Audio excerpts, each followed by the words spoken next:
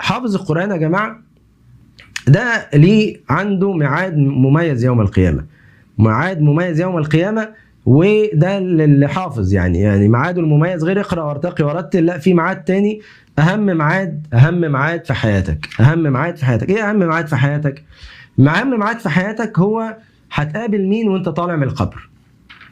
هتقابل مين وأنت طالع من القبر، ده أهم ميعاد في حياتك. الميعاد اللي أنت ما تعرفش مين هيقابلك. أنت وأنت طالع من القبر كده انشق عنك القبر، إما هتقابل حاجة تطمنك أو هتقابل حاجة تخوفك. الناس كلها مفزوعة، في واحد هيجيله رسالة هتخليه يهدى خالص.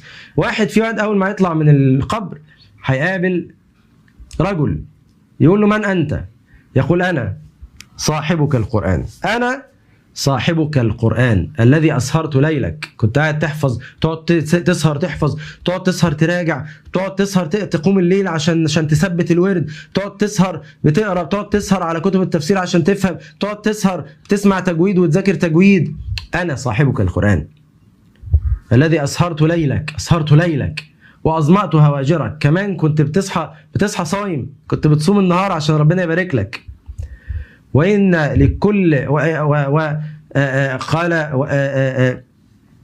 فقال وإني لك من وراء كل تجارة، فيعطى الملك بيمينه والخلد بشماله. ملك وخلد